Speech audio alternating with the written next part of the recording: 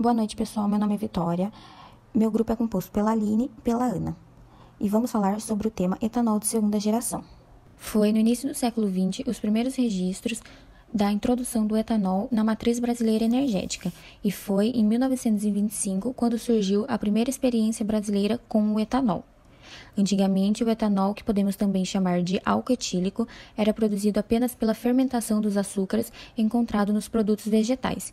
E apesar de existir outros métodos, como o derivado do petróleo, ainda hoje a grande parte do etanol industrial é obtido pela fermentação. Como pode ser visto na imagem, o etanol de primeira geração é obtido através dos alimentos, das gramíneas, como por exemplo da cana-de-açúcar. Já o etanol de segunda geração é obtido através dos resíduos da obtenção do etanol de primeira geração. O de segunda geração tem como matéria-prima o bagaço da cana-de-açúcar, material esse que era queimado para gerar energia, mas, consequentemente, gerava também poluição atmosférica.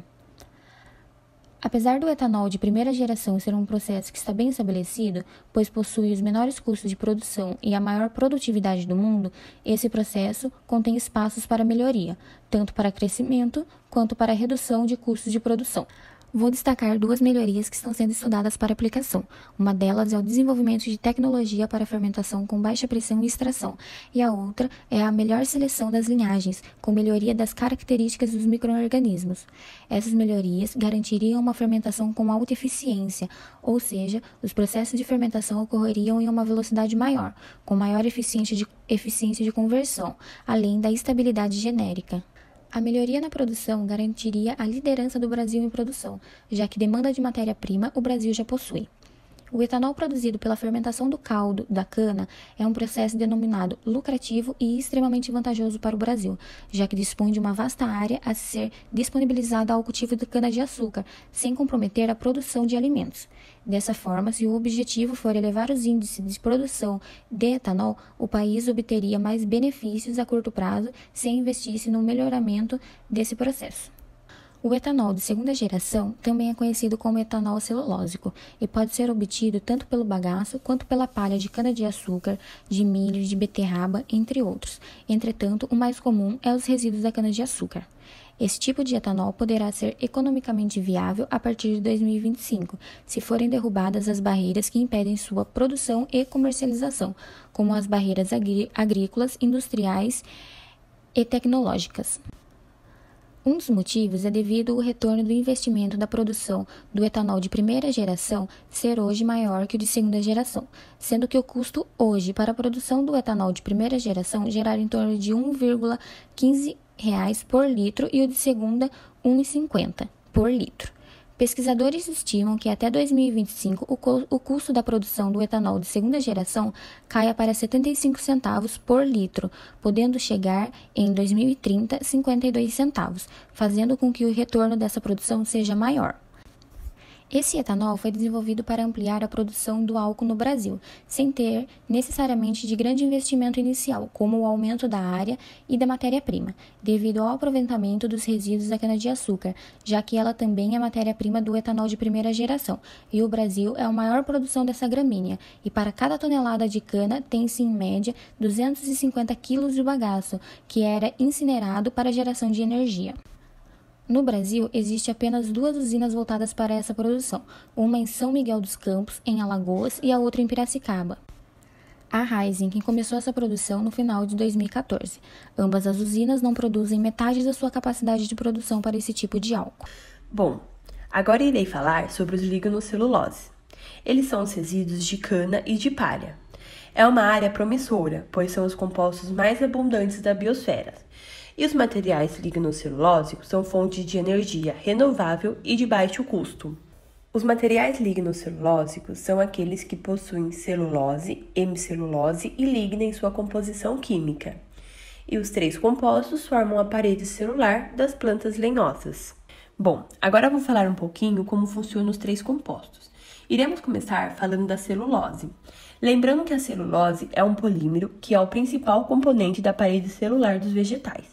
É essa parte amarela. É um componente que é formado majoritariamente de açúcares. Tem ligações muito fortes e isso se dá pela estrutura organizacional dela. que é formado pelas microfibrilas, que vão abrigar milhares de unidades de açúcar, que é facilmente fermentado para a transformação em etanol. As hemiceluloses, diferente da celulose, é formada pela repetição de apenas uma unidade de açúcar. Encontramos ela em volta das microfibrilas, tendo uma composição bastante variada e uma estrutura bastante bagunçada. Já a ligna, diferente das quais eu já citei, não vai ser formada por açúcares. Ela tem uma função mais de ligação entre os componentes e ela atua também no transporte de nutriente e de água. Agora eu vou falar um pouquinho da obtenção desses materiais celulósicos. A obtenção pode ser citada a secagem como sendo o primeiro. Essa operação deve ser feita antes de qualquer tratamento termoquímico, para que seja feita a redução de atividade de água, reduzindo a velocidade de reações de deteriorização do material e do crescimento microbiano. E em segundo, são realizadas etapas de moagem para a redução granulométrica, aumentando a área superficial e a uniformidade do tamanho das partículas do sólido. Outros processos, como extrusão e o uso de irradiação por micro-ondas, são utilizados para preparar os materiais lignocelulósicos. E a partir das próximas etapas de pré-tratamento, para preservar seus polissacarídeos e açúcares totais, este pode ser por meio de explosão a vapor, uso de água quente e explosão de fibra com amônio. Os materiais lignocelulósicos são divididos em 6 grupos: resíduos celulósicos, resíduos de colheita, biomassa, herbáceos, madeira de lei, madeira conífera e resíduos sólidos municipais. E esses destacam-se por madeira maciça, que é a serrada, papel, celulose, compostos polímeros como madeira plástica e geopolímero, dentre outros. E os principais usos desses materiais lignocelulósicos para fins energéticos são lenha, carvão, pallets, briquettes e biocombustíveis como etanol e o biodiesel. Como explicado anteriormente pela Vitória, essa biomassa passa por 4 etapas dentro da indústria para finalmente chegar ao produto final. Para a conversão dos materiais lignocelulósicos em álcool a partir da celulose, requer um pré-tratamento antes da hidrólise. O pré-tratamento é onde ocorre a remoção da hemicelulose e da lignina e reduz também a cristalinidade da celulose, aumenta a porosidade dos materiais e também evita a degradação dos carboidratos e a formação de bioprodutos que possam inibir os micro-organismos fermentadores. E esse processo é o que garante uma melhor qualidade ao produto final. Os processos de pré-tratamento, eles podem ser divididos em 2 grandes grupos, que são os processos físicos e os processos químicos. Os processos físicos, nós temos a explosão de vapor, onde a biomassa ela é triturada e tratada com vapor, saturado entre 160 graus e 260 graus Celsius, seguindo de uma rápida descompressão. Esse processo ele leva de 1 a 10 minutos e ele tem um rendimento de xilose de 45% e 65%. O outro processo físico é a termohidrólise, onde se utiliza água quente a alta pressão, que fica acima do ponto de saturação, para hidrolisar a hemicelulose. Esse processo ele demora de 30 minutos e tem um rendimento de xilose de 88% a 98%. Para os processos químicos, nós temos a hidrólise ácida, que acontece por meio de uso de ácido sulfúrico, clorídrico ou nítrico. Eles podem ser concentrados ou diluídos. Esse processo pode demorar de 2 a 10 minutos e pode ter um rendimento de xilose de 5% a 90%. O segundo processo químico que a gente tem é o organosolve, que é uma mistura de solvente orgânico, metanol, bioetanol e acetona, por exemplo, com um catalisador ácido, que pode ser o ácido sulfúrico, o ácido clorídrico, e é usado para quebrar as ligações internas da ligna e da hemicelulose. Ele pode demorar de 40 a 60 minutos e tem um rendimento de xilose de 70% a 80%. Após o pré-tratamento, vem a etapa da hidrólise. A hidrólise da biomassa ela tem como objetivo a redução das macromoléculas de celulose e de hemicelulose, acontecendo através da adição de ácido sulfúrico aos resíduos, para que seja feita uma hidrólise ácida ou enzimática posteriormente para a obtenção de açúcares que podem ser fermentados. A hidrólise ela pode ser dividida em 3 principais técnicas. A hidrólise com ácido concentrado ela acontece com o insumo de 30 a 70% de ácido sulfúrico em 40 graus Celsius durante um período de 120 a 360 minutos e tem um rendimento de 90% de sacarificação. A hidrólise que acontece com ácidos diluídos tem um insumo menor do que 1% de ácido sulfúrico a 215 graus Celsius durante um período de 3 minutos e tem um rendimento de 50% a 70% de sacarificação. Ela tem uma facilidade de ser feita em processo contínuo, pois são alguns minutos, o processo leva alguns minutos e acontece em altas temperaturas e pressão. A hidrólise enzimática ela tem como insumo a celulase, acontecendo em 70 graus Celsius em cerca de 2.160 minutos e tem um rendimento de 75% a 95%. No processo enzimático, a hidrólise ela é catalisada por um complexo de enzimas caracterizado comercialmente como celulases compostas por endoglucanases que agem especificamente na catálise da hidrólise das cadeias de celulose produzindo polissacarídeos de menor comprimento. Exoglucanases, que são as que catalisam especificamente as extremidades não redutoras dessas cadeias mais curtas, originando a celobiose, e a beta-glucosidases, que catalisam a hidrólise da celobiose e outros oligômeros à glicose. O processo de hidrólise pela via enzimática ele é conduzido em condições brandas de processo, acontecendo com pH de 5 e a temperatura por volta de 50 graus Celsius, o que reduz os custos operacionais, além de conferir um maior rendimento a esse processo. Possibilita a fermentação simultânea, a sacarificação e apresentar baixo custo de manutenção das instalações. Por conta de seu grande potencial de evolução e menor custo, muitos especialistas indicam a hidrólise enzimática como a mais promissora para a produção do bioetanol com custo competitivo a longo prazo. A hidrólise com ácido concentrado ela apresenta rendimentos pouco maiores. E, apesar disso, a necessidade de recuperação do ácido e o uso de equipamentos resistentes à corrosão, eles comprometem o desempenho econômico desse processo. Após o processo de hidrólise, acontece o processo de fermentação.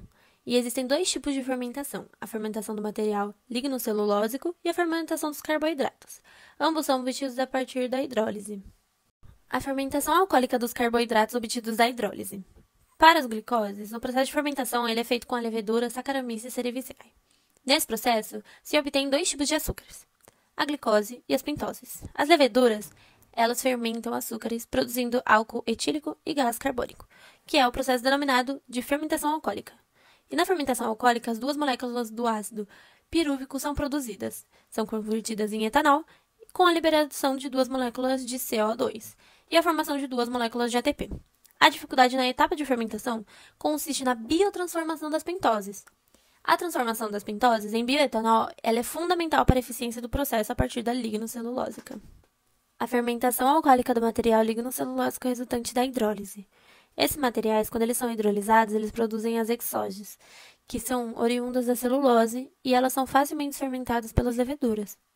Já a hidrólise da hemicelulose, elas fornecem pentose, que é a xilose e a arabinose, que não são diretamente fermentadas por essas leveduras industriais convencionais. A hidrólise da hemicelulose produz também exógeos tais como glicose, manose e galactose, sendo que esta última exige linhagens de leveduras específicas para a produção do etanol. Após o processo de fermentação, acontece o processo de purificação, que também é chamado de destilação, e é uma operação que permite a separação de misturas de líquidos em componentes puros próximos de pureza e que se realiza vaporização e condensação sucessivas à operação em questão. É aplicável quando se verifica uma diferença de volatilidade entre os componentes do líquido. A alimentação ela é introduzida no meio da coluna, descendo até atingir o refervedor, que é um trocador de calor aquecido por vapor, onde entrará em ebulição, e esse vapor acenderá a coluna em contracorrente com a alimentação, atingindo o condensador, onde será liquefeito. Os troncos de destilações são caracterizados pelas sobreposições de 3 colunas descritas. A coluna A ela é conhecida como a coluna de esgotamento do vinho. Ela possui de 15 a 20 bandejas, produzindo uma flegma de 35 a 65 GL e, como subproduto, a vinhaça. Nessa coluna, é admitido vapor para o aquecimento do tronco de destilação. Na coluna A1, que é composta por 8 bandejas, acontece a elevação do teor alcoólico e a evaporação dos produtos mais voláteis. Na coluna D, acontece a concentração do álcool de segunda geração, e ela é composta de 6 bandejas sobrepostas à coluna A1, e é separada por uma bandeja cega. A interligação dessas colunas ela é feita por uma tubulação em forma de U. O tronco de retificação, ele se caracteriza por apresentar uma coluna de esgotamento, que é chamada de B1, e uma coluna de concentração, que é chamada de B. Nessa coluna, o flegma é concentrado de 86 a 97 GL. A admissão de vapor é feita na base da coluna B1, garantindo a pressão e a temperatura necessárias em todo o tronco. Uma das principais vantagens de se trabalhar com etanol de segunda geração é o aproveitamento dos subprodutos da cana-de-açúcar, sendo o bagaço da cana. Após a obtenção do etanol de primeira geração, o bagaço era queimado, gerando grande poluição. O aproveitamento do mesmo, além de reduzir a queima e, consequentemente, a redução de emissão de carbono, eleva a produção do álcool de 30% a 40% para uma mesma área plantada, não precisando de expansão territorial. Devido à utilização dos insumos já disponíveis na usina, outra vantagem é a parte logística, e a outra é a produção de biocombustíveis, mesmo durante o período de entre-safra. A produção de etanol de segunda geração gera um combustível mais limpo. Outro ponto que eu destaquei é que os resíduos de colheita são os que possuem maiores possibilidades de uso, por serem mais disponíveis devido à atividade de agricultura, tão expressiva no Brasil. E nesse contexto que aparece a biotecnologia, com a finalidade de apresentar perspectivas de novos usos a esses resíduos. Obrigada a todos pela atenção.